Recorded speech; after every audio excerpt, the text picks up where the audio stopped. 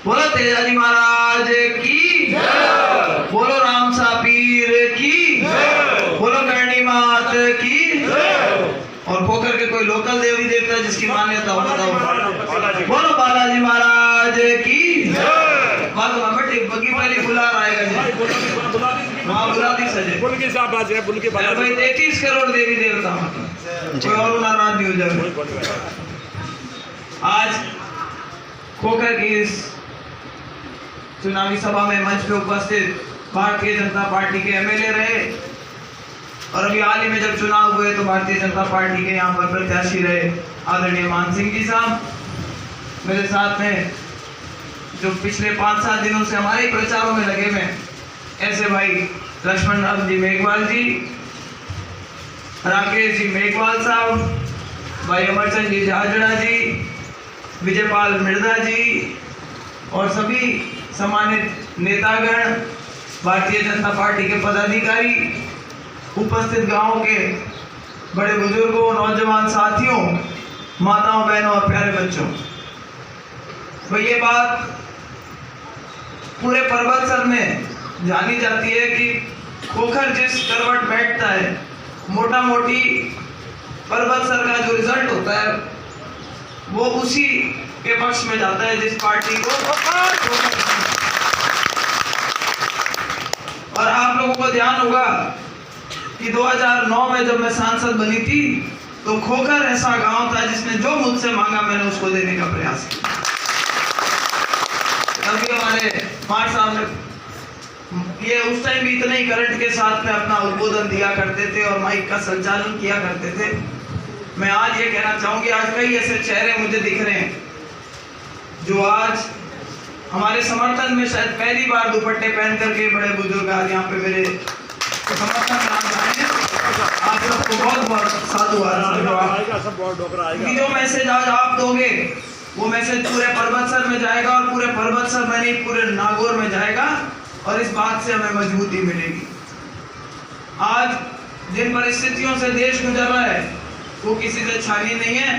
पिछले 10 सालों में मोदी जी ने जिस लेवल पे इस देश को लेकर के गए हैं, भाई आज अगर हम लोगों के बीच में जाकर के अगर मांग रहे तो क्या मांग रहे हैं? एक सेवा करने का मौका कि भाई आप जिता करके और पार्लियामेंट में भिजवाओ और अगले आने वाले 5 साल तक देखो यहाँ पे राज भारतीय जनता पार्टी का है, दिल्ली में 100% राज भारतीय जनता पार्टी का बनेगा और प्रधानमंत्री मोदी जी बनेंगे, इसमें किसी को कोई शंका नहीं।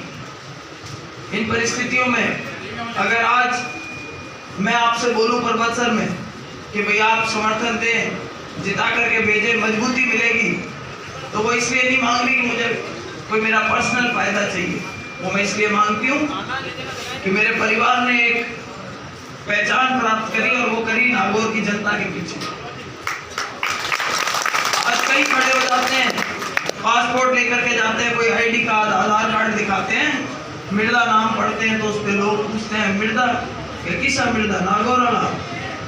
ये जो पहचान है ये नागौर की जनता की दी हुई है और मेरा परिवार आज भी आप लोगों के बीच में 3री-4थी पीढ़ी हम आ गए, हम ऋणी महसूस करते हैं और इसीलिए जब आपके बीच में आते हैं कहते हैं भाई ईश्वर की कृपा से और आपके आशीर्वाद से परिवार में सब कुछ है, सुख शांति है, किसी चीज की कमी नहीं है। अगर मौका मांग रहे हैं तो सिर्फ ये मांग रहे हैं कि भाई 5 साल का एक मौका दो ताकि आप लोगों की सेवा कर सकें।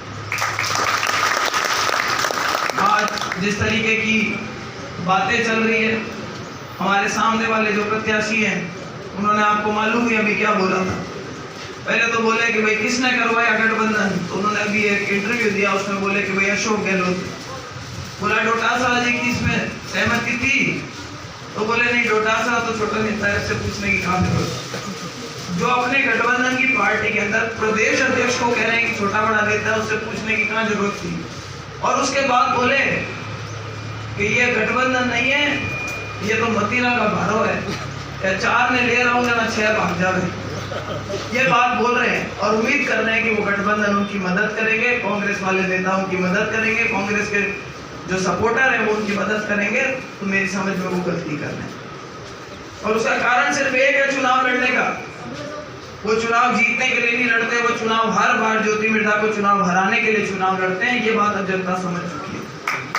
हमारा तो जनता से एक ही निवेदन है कि वास्तव में सिर्फ अपने क्षेत्र का विकास हो, अपने लोगों के काम हो, ऐसा मौका चाहते हैं। राजस्थान में सरकार बन गई, पानी की जो समस्या है, छोटी बड़ी समस्या है, उसको हम सब मिलकर के प्रयास करेंगे। और हमारे बीच में बेटा के पूर्व विधायक आदरणीय सुखदेव जी आ गए। देखो मेरे प्रचार की कितनी चिंता है, सब लोग कहाँ से आ रहे हैं। बेटा तो लगभग यूसुफ जी, बहुत अच्छी बात आप बता रहे हैं, स्वागत है आपका।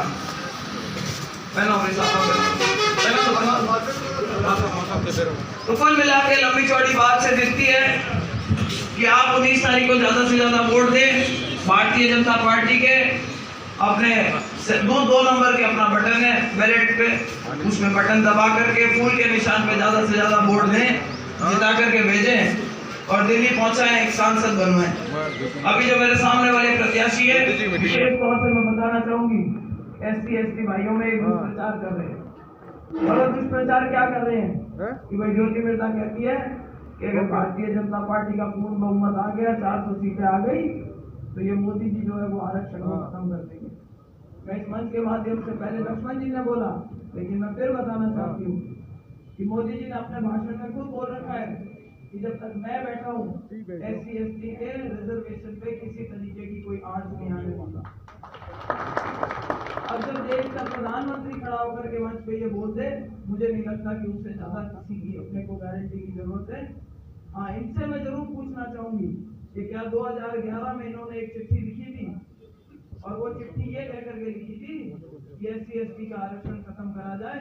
अगर वो गांव में आए तो मैं पूछना जरूर कि साहब आपने आरक्षण खत्म करने के लिए क्या फरवरी 2011 में कोई चिट्ठी लिखी थी या नहीं लिखी?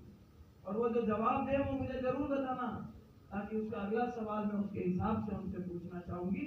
ये मैसेज भी आज मैं होकर मैं आप लोगों को देना चाहती हूँ, मेरे युवा साथियों को देना चाहती हूँ, मेरे SC/ST के भाइयों को देना चाहती हूँ कि जिस तरीके का वो दुष्प्रचार कर रहे हो वो हमारे समाज में अच्छी चीज नहीं है। पहले भी सबको साथ लेके चले, आगे भी मेरा प्रयास रहेगा सबको साथ लेकर के चले, अपने क्षेत्र का विकास हो, नागौर का भविष्य उज्जवल हो। इस दिशा में काम करने के लिए आप लोगों से मौका मांगते हैं कि अपने को फैसला करना है कि हम समस्या अपनी बढ़ाना चाहते हैं या हम समाधान देखना चाहते हैं।